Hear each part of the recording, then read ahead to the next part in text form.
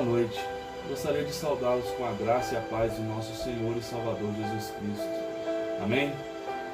E eu preparei mais uma devocional, uma mensagem, para que nós venhamos a refletir o que nós precisamos fazer até o dia em que Jesus voltar. Como devem ser nossas atitudes, o que nós precisamos fazer. E o texto a qual eu separei se encontra lá em 2 Pedro 3, de 13 a 18. O que nós precisamos fazer até o dia que Jesus voltar. E o texto que nós vamos aprender nessa noite, ele vai nos dar algumas dicas. Ele vai nos falar de como deve ser a nossa vida, como deve ser a nossa conduta, como deve ser a nossa maneira de viver até o grande dia, até a vinda do nosso Senhor e Salvador Jesus Cristo. E nos versículos anteriores ao que nós iremos ler e aprender um pouco mais nessa noite, Pedro ele estava exortando o povo quanto a isso, quanto à segunda vinda de Cristo, exortando o povo que Jesus iria voltar, Jesus iria vir novamente, mas ele iria vir para nos levar. O grande dia seria a segunda vinda de Cristo. Pedro estava exortando o povo quanto à centralidade na palavra, a unidade das Escrituras, o ensino de Cristo, o ensino dos apóstolos. Ele estava exortando o povo quanto aos ataques dos falsos mestres, dos falsos profetas, do tempo em que surgirão os falsos mestres, o estilo de vida destes falsos mestres, o ensino dos falsos mestres, o deliberado aquecimento dos falsos mestres e falsos profetas que haveriam de vir, haveriam de existir. E Pedro estava exortando o povo quanto a isso. E ele exorta também o povo em relação à destruição do mundo. Ele fala sobre a criação do mundo, fala sobre o dilúvio e fala sobre a destruição do mundo, o juízo de Deus no futuro. Pedro exorta o povo também sobre a demora da segunda vinda de Cristo. Com isso ele fala sobre o tempo na perspectiva de Deus. O propósito dessa, entre aspas, demora da segunda vinda de Cristo, a forma pela qual Jesus virá e o efeito dessa segunda vinda de Cristo. Ele exorta sobre a consumação de todas as coisas, onde nós precisamos estar prontos, nós precisamos estar preparados, precisamos aguardar a segunda vinda de Cristo com exultante expectativa. Nós precisamos apressar por esse dia, o dia do Senhor. Nós precisamos aguardar e guardar a promessa do Senhor, aguardar o cumprimento da promessa, aguardar o cumprimento dessa consumação, a promessa de Jesus a todos nós. E o que eu gostaria de destacar para nós nessa noite está relacionado com a nossa vida cristã, pois nós devemos estar prontos, nós devemos estar preparados para a segunda vinda de Cristo. E aí que entra o texto qual nós iremos ler nessa noite. Eu falei essa abertura, o que estava escrito antes do texto do qual nós iremos ler. E agora nós iremos ler o texto, que a palavra de Deus em 2 Pedro 3, de 13 a 18, nos diz assim: mas nós, segundo a sua promessa, aguardamos novos céus e nova terra, em que habita a justiça. Por isso, amados, aguardando estas coisas, procurai que dele sejais achados imaculados e irrepreensíveis em paz. E tende por salvação a longanimidade do Senhor, como igualmente o nosso amado irmão Paulo vos escreveu segundo a sabedoria que lhe foi dada. Ao falar acerca destes assuntos, como de fato costuma fazer em todas as suas epístolas, nas quais há certas coisas difíceis de entender, que os ignorantes e instáveis deturpam, como também deturpam as demais escrituras, para a própria destruição deles. Vós, pois, amados, prevenidos como estáis de antemão, acautelai-vos, não suceda que, arrastados pelo erro desses insubordinados, descaiais da vossa própria firmeza. Antes crescei na graça e no conhecimento de nosso Senhor e Salvador Jesus Cristo. A Ele seja a glória, tanto agora como no dia eterno. Amém. Irmãos, eu fico maravilhado de como Deus faz as coisas tudo certo. Como Deus faz tudo certo, na hora certa, no tempo certo, da forma certa, no lugar certo. Tudo perfeito. Eu fico maravilhado de como Deus ele não fez as coisas por acaso. Deus ele não criou as coisas e ficou falando assim, nossa, que legal que eu fiz. Não. Deus ele fez tudo certo, tudo planejado e da melhor maneira possível. Desde a criação do mundo até hoje, até nos dias atuais, Deus tem feito tudo perfeito. E muitas vezes nós não entendemos isso. Só para a gente compreender um pouco mais, na própria criação de Deus, primeiro Deus cria a luz para separar das trevas. Depois Deus faz a separação das águas no céu. Deus faz a separação da terra seca e do mar. Faz as ervas, faz as sementes, faz árvores frutíferas. E olha só, meus irmãos, que magnífico, que maravilhoso, como que Deus faz tudo perfeito. E isso tudo que eu falei foi nos 3 primeiros dias da criação. No 4º dia, Deus faz os luminares. E eles só poderiam estar onde estão por causa do primeiro dia, porque Deus já havia preparado tudo, já havia deixado tudo no jeito. Já pensou? Deus criando o sol, criando a lua, criando as estrelas e não tendo um lugar para onde esses ficarem. Deus fez a água abundante, Deus fez os répteis, as aves. Já pensou Deus criando primeiro os animais, os pássaros ou os outros animais e não tivesse lugar para onde esses animais ficarem? Deus cria o peixe e espera mais 3 dias para depois criar a água? Não! Deus já havia preparado um local, um lugar para que aí sim Ele tivesse criado os animais. Deus criou os animais terrestres. E a maior de suas criações que Deus fez foi o homem, que é a sua imagem e semelhança.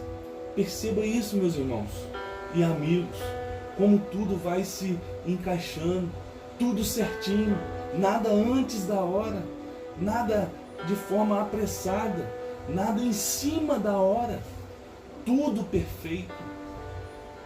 Deus fez tudo perfeito. E depois de criar tudo, o que Deus fez? Deus descansou. Porém o homem, não satisfeito com o que o Deus havia feito, não satisfeito com o que Deus tinha para ele, o homem desobedeceu a Deus. O homem quis ser igual a Deus, quis ser maior que Deus. E aí o que aconteceu? E aí que o pecado entra na terra. O pecado torna realidade ao ser humano. E o que acontece com a entrada do pecado? Aí acontece uma separação do homem com Deus. Nós perdemos o relacionamento que tínhamos com Deus. Tudo isso por causa do quê? Por causa do pecado. Mas o nosso Deus, meus irmãos, o nosso Deus, Ele é um Deus presente. Ele é um Deus que gosta de estar próximo dos seus. Ele é um Deus que se importa com cada um de nós, que se importa comigo, se importa com você. Deus já sabia que o homem iria errar, que o homem iria pecar, que o homem iria perder o relacionamento com Ele. E Deus prepara o Cordeiro, que foi imaculado desde antes da fundação do mundo, conforme a palavra de Deus diz lá em 1 Pedro 1, 19 a 20, mas pelo precioso sangue de Cristo, como de um cordeiro, sem mancha, sem defeito, conhecido antes da criação do mundo, revelado nestes últimos tempos, em favor de vocês. Deus tem uma saída para o homem, meus irmãos. Deus não quer, e jamais foi o propósito de Deus, que nós fôssemos para o inferno. Só que infelizmente o homem ele é enxerido. O homem quer ir para o inferno. O inferno foi feito para o diabo e seus anjos. Não foi feito para nós. Não foi feito para o homem. O homem vai para o inferno de enxerido. Lá em Mateus 25, 41 diz assim, ó, então ele dirá aos que estiverem à sua esquerda, malditos, apartem-se de mim para o fogo eterno, preparado para quem? Preparado para o diabo e seus anjos. Muitas vezes, meus irmãos, nós agimos dessa forma. Vamos começar a pensar um pouco agora. Quando nós recebemos uma notícia que vai chegar um neném na nossa vida, na nossa família, nós preparamos também. Nós preparamos o seu quartinho, o seu berço, as suas roupinhas, as fraldas, preparamos os mantimentos. Nós não esperamos o neném chegar para depois a gente sair correndo atrás das coisas, comprar tudo. Nós não esperamos o neném fazer xixi ou cocô, sujar tudo, para depois a gente comprar as fraldas. Não, nós também nos preparamos. Nós vamos fazer uma prova na escola, na faculdade. Nós fazemos o quê? Nós estudamos, nós dedicamos, nós separamos tempo, nós preparamos. Um outro exemplo, um jogador de futebol, antes dele entrar em campo, ele faz o quê? Ele faz uma preparação física, ele se dedica, ele treina e por aí vai. Sempre, sempre, sempre nós estamos nos preparando. Com a gente, meus irmãos, as coisas acontecem algumas vezes, coisas que nós não preparamos, coisas que nos pegam de surpresa, nos pegam desprevenidos. Mas só que na maioria das vezes nós conseguimos nos preparar. A maioria das vezes daria para nós nos prepararmos para situações, para qualquer outra coisa que acontece na nossa vida. Tem coisa que nos pega desprevenido, mas na maioria das vezes eu creio que nós conseguiríamos nos preparar. E eu tenho algo muito interessante, meus irmãos, onde eu fico maravilhado. Nós sabemos que Jesus ele veio nessa terra, ele se fez carne, habitou entre nós. Jesus nasceu, ele cresceu, ele viveu, ele teve um ministério aqui nessa terra. E ele morreu, uma morte de cruz. E aí acabou tudo, certo? Não, errado. Jesus morreu e não acabou por aí, porque Jesus ressuscitou. Ele ressuscitou e ele está no céu. E o que ele está fazendo no céu, meus irmãos? Vamos ver lá em João 14, versículo de 1 a 3. Jesus diz aos discípulos assim, ó, não se perturbe o coração de vocês. Creiam em Deus, creiam também em mim. Na casa de meu Pai há muitos aposentos. Se não fosse assim, eu lhes teria dito, vou preparar-lhes lugar. E se eu for e lhe preparar lugar, eu voltarei e os levarei para mim, para que vocês estejam onde eu estiver. Olha que magnífico, meus irmãos. Jesus está preparando o nosso lugar no céu. Ele quer que nós vamos para o céu junto com Ele. Mas nós precisamos estar prontos. Nós precisamos estar preparados. para irmos ao céu. Precisamos estar prontos no dia em que Jesus voltar para nos buscar. Jesus vai voltar e Ele vai levar aqueles os quais estiverem preparados, estiverem prontos. Mas só que aí entra uma questão. Mas até Jesus voltar, enquanto Ele não volta, o que eu devo fazer? Qual que deve ser a minha atitude? E aí que entra a pergunta tema dessa devocional, desse sermão nessa noite. O que nós precisamos fazer até o dia em que Jesus voltar? Você está preparado para ir para o céu? Você está pronto para ir para o céu? Você tem certeza da sua salvação?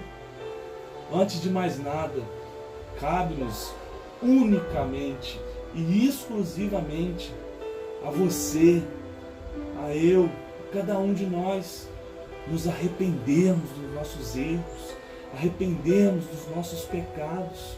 Deus deseja que todas as pessoas, em todos os lugares, se arrependam.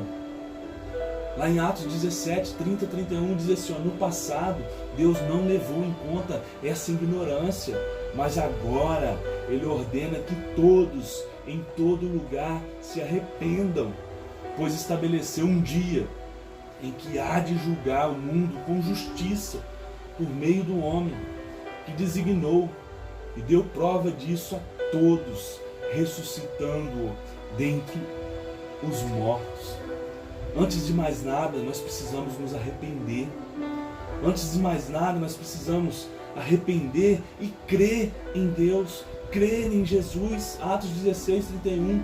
Creia no Senhor Jesus e serão salvos você e o de sua casa. Antes de mais nada, nós precisamos arrepender, precisamos crer, precisamos invocar o nome do Senhor. Romanos 10, versículo 13, porque todo aquele que invocar o nome do Senhor será salvo. Antes de mais nada, meus irmãos, nós devemos nos arrepender, nós devemos crer, nós devemos invocar o nome do Senhor, nós devemos confessá-lo publicamente. Romanos 10, versículo 9, se confessar com sua boca que Jesus é o Senhor e crer em seu coração que Deus o ressuscitou dentre os mortos, será salvo. É garantia, é certeza, é vitória, é bênção. Mas você precisa arrepender, crer, invocar o nome do Senhor e confessar Jesus publicamente. Aí você pode falar para mim assim, tá bom, mas eu fiz tudo isso. Eu arrependi, eu criei, eu invoquei o nome do Senhor, eu confessei Jesus publicamente. Então agora eu já sou salvo. Certo, você é salvo. Então eu posso viver de qualquer maneira, posso viver de qualquer forma. Não, de forma alguma, de jeito nenhum. É aí que entra a vida cristã. É aí que entra o que nós precisamos fazer até o dia em que Jesus voltar. E eu destaquei algumas coisas no texto base que nós lemos, de 2 Pedro 3, lá no versículo 14. A primeira coisa que eu destaco é que nós precisamos ter uma conduta irrepreensível. Por que nós devemos ser irrepreensíveis na nossa conduta? Vamos ver o versículo 14. Por essa razão, pois amados, esperando estas coisas, empenhai-vos por seres achados por Ele em paz, sem mácula e irrepreensíveis. Por que nós devemos ser irrepreensíveis em nossa conduta?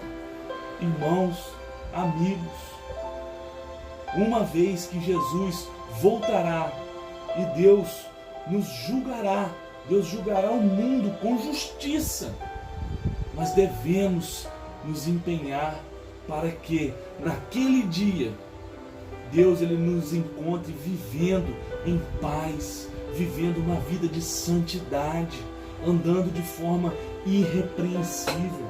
Irmãos, a expectativa da segunda vinda de Cristo deve ser como se fosse um freio ao nosso pecado e um estímulo à nossa vida de santidade.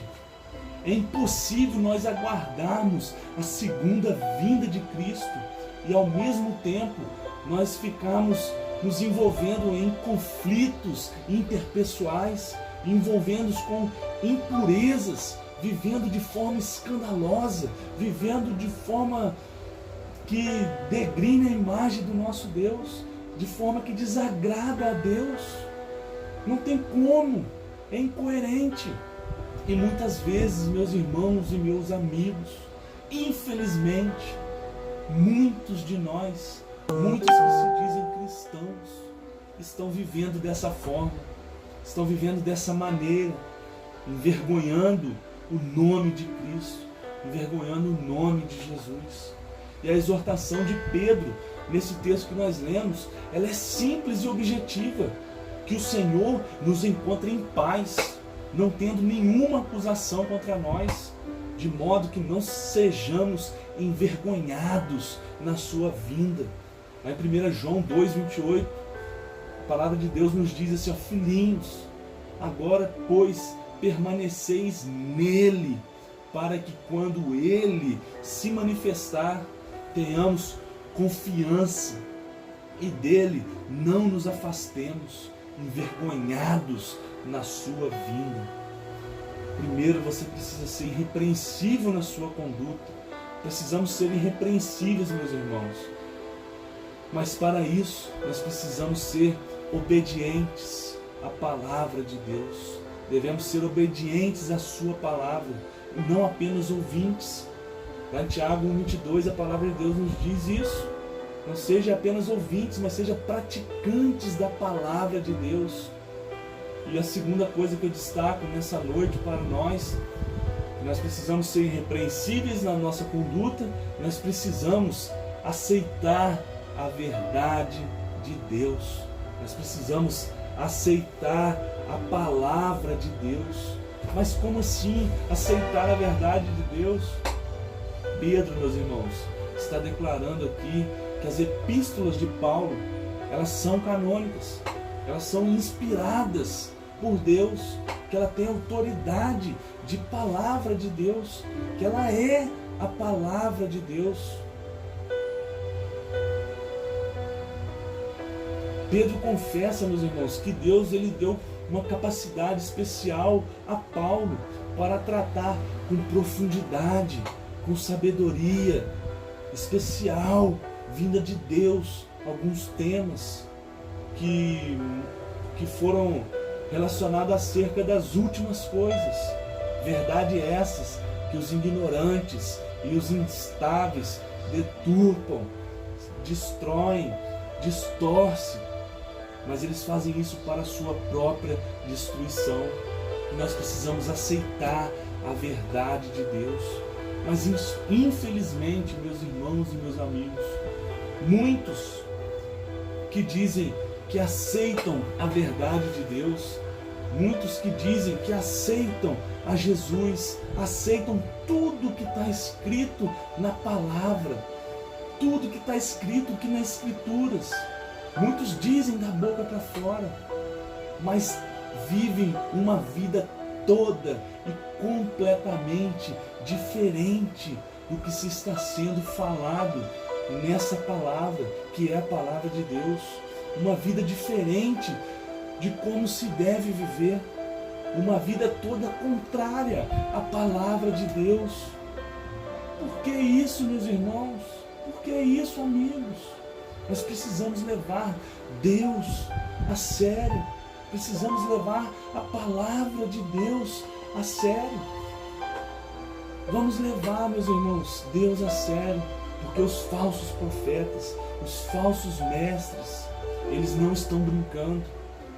O diabo não está brincando de ser diabo, mas muitos de nós estamos brincando de ser cristãos.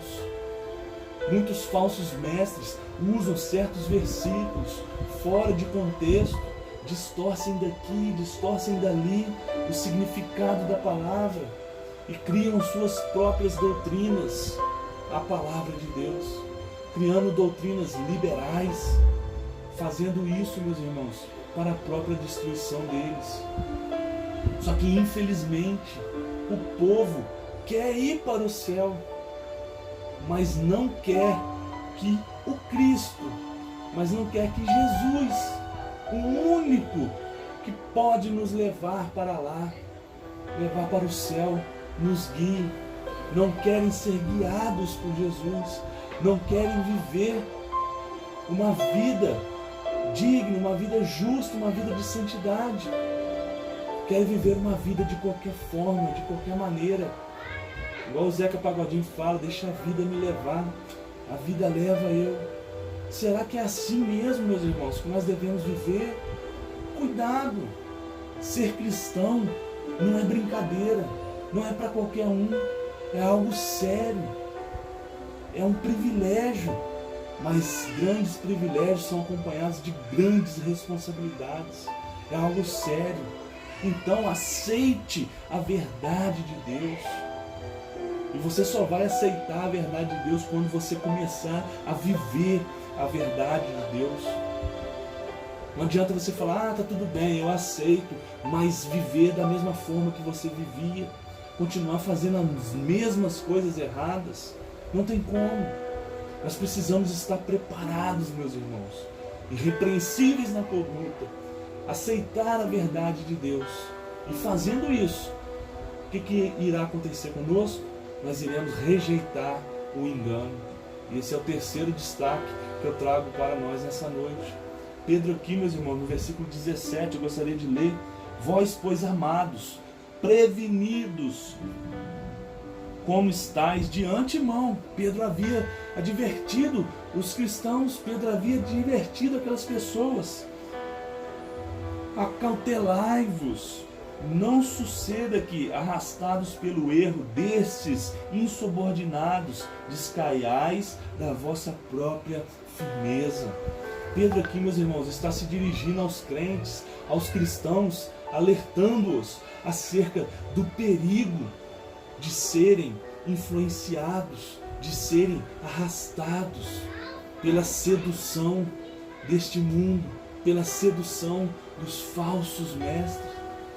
E a palavra de Deus nos diz lá em Romanos 12, versículo 2: não vos conformeis com este mundo, mas transformai-vos pela renovação da vossa mente, para que experimenteis qual seja a boa, agradável e perfeita vontade de Deus.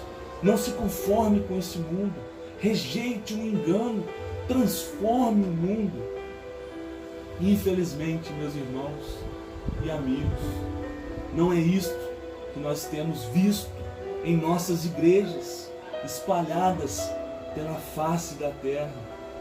Pessoas sendo enganadas pelos falsos mestres. E ao invés de transformar o mundo, estão querendo fazer o quê? Trazer o mundo para dentro da igreja. Estão querendo? Não. Infelizmente, tem trazido o mundo para dentro das igrejas. Pessoas que se têm duas ou dupla personalidade, duas vidas. Domingo é crente, é cristão, vai na igreja, mas nos outros dias da semana é uma pessoa qualquer, uma pessoa normal, que vive de qualquer forma, vive de qualquer maneira, tem uma vida depravada, uma vida imoral, uma vida ilegal, uma vida caluniosa, uma vida enganosa. Aí eu faço uma pergunta, responda em seu coração: será que lá na eternidade nós também iremos passar dessa forma? Nós vamos passar algum dia no céu, outros dias no inferno. Hoje eu sou crente, eu sou cristão, eu vou para o céu. Amanhã não, amanhã eu não sou cristão, amanhã eu errei, eu fiz isso, eu estou fazendo coisas de errado, então eu vou para o inferno. Será que lá nós vamos viver dessa forma? Não, meus irmãos.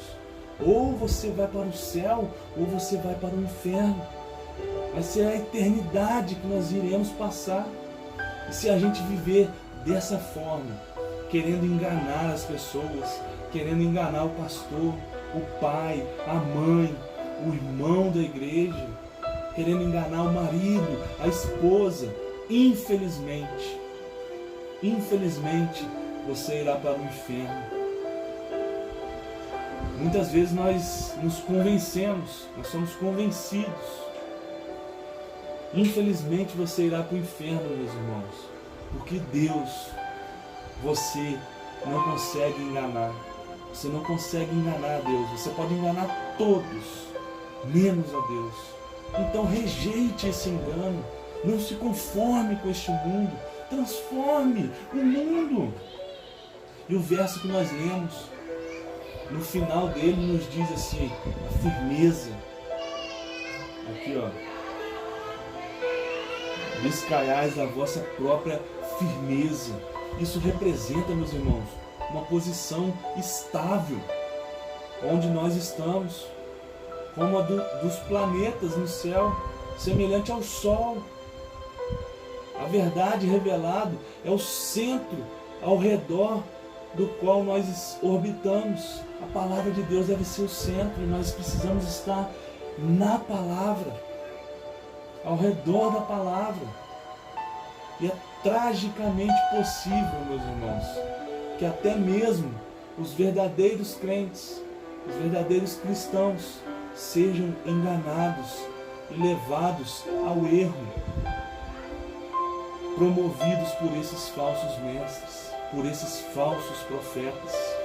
E quando isso acontece, meus irmãos, a nossa órbita, a nossa vida, ela se torna instável.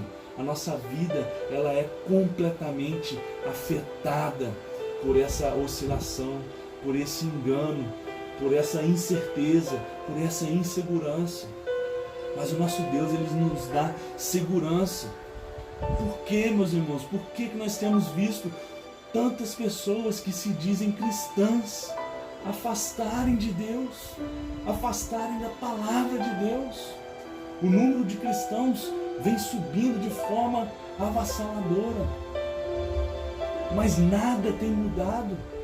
Da mesma forma que o número de cristãos cresce a marginalidade, a prostituição, os assassinatos, as outras coisas ruins também crescem. E isso é algo incoerente. Por que que muitos cristãos estão se afastando de Deus, estão se afastando da palavra de Deus? Porque não querem compromisso com a palavra de Deus, porque não estão estudando a palavra de Deus, porque não estão buscando a Deus, não estão aprendendo a palavra de Deus. E além de não estar estudando, de não estar buscando, de não estar aprendendo nada, está sendo ensinado por falsos mestres, por falsos profetas.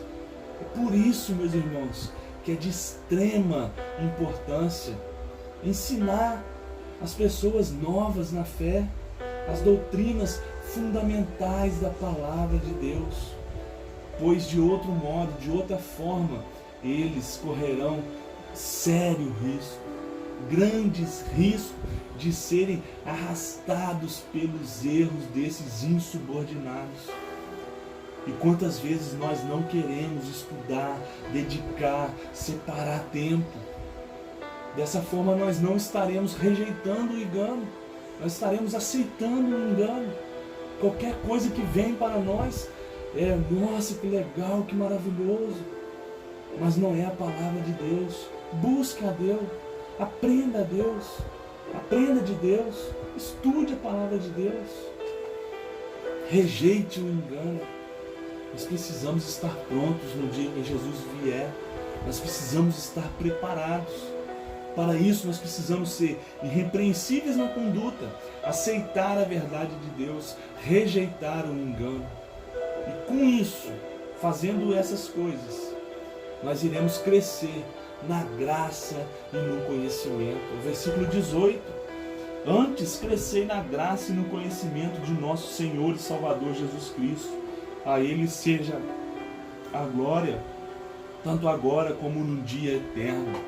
Amém. Crescer na graça e no conhecimento. Irmãos e amigos, ao invés de nós darmos atenção a esses falsos mestres, a essas heresias dos escarnecedores, nós, os cristãos, nós somos desafiados a se apegarem ainda mais à palavra de Deus, se apegarmos ainda mais a Deus. Percebe isso, meus irmãos? Quanto mais nós nos alimentamos da palavra de Deus, mais nós crescemos na graça e no conhecimento de Jesus Cristo. E quanto mais nós conhecemos a Cristo, mais nós crescemos na graça. O conhecimento de Cristo é a raiz e a graça de Deus é o fruto. Não se trata apenas de nós conhecermos um dogma, uma doutrina, mas de conhecer uma pessoa. Não é uma pessoa qualquer, meus irmãos, é Jesus Cristo. Não é um conhecimento a respeito de alguém, não é um conhecimento a respeito de Cristo, e sim uma intimidade com esse alguém, um relacionamento com esse alguém que é Cristo. Não se trata de conhecer uma pessoa qualquer, é a pessoa do nosso Senhor e Salvador, Jesus Cristo. E esse conhecimento não é apenas teórico, é um conhecimento experimental. E aqui, meus irmãos, há um equilíbrio fundamental entre a graça e o conhecimento, coração e a mente, a verdade e a experiência. Conhecimento sem a graça é uma arma terrível, e a graça sem o conhecimento pode ser extremamente superficial. Nós precisamos trabalhar de forma que a graça e o conhecimento estejam juntos, combinando os dois. Nós temos uma ferramenta maravilhosa para edificar a nossa vida e a vida de outras pessoas e a edificação da vida da igreja. Devemos sempre manter o equilíbrio entre a adoração e o serviço, entre a fé e as obras, crescer na graça e no conhecimento.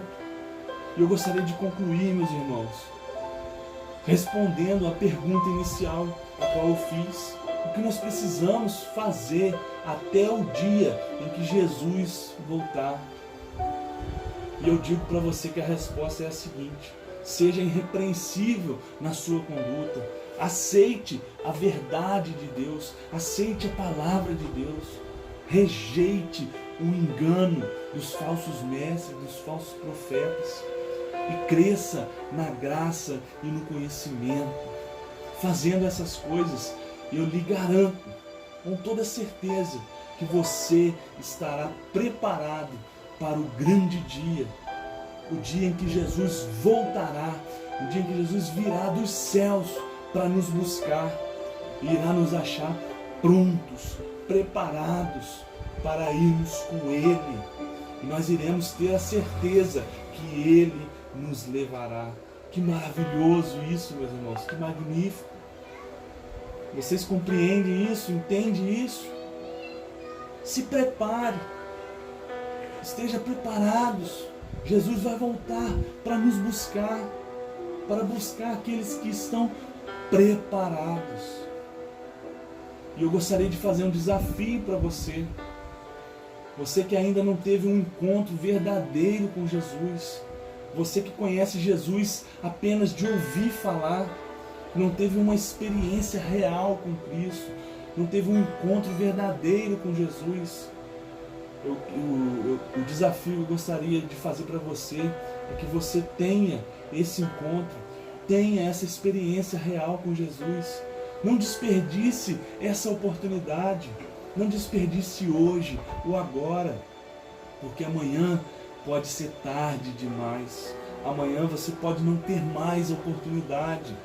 Nós não sabemos nem o dia e nem a hora em que Jesus voltará, ou em que nós iremos morrer, mas nós sabemos que Ele voltará.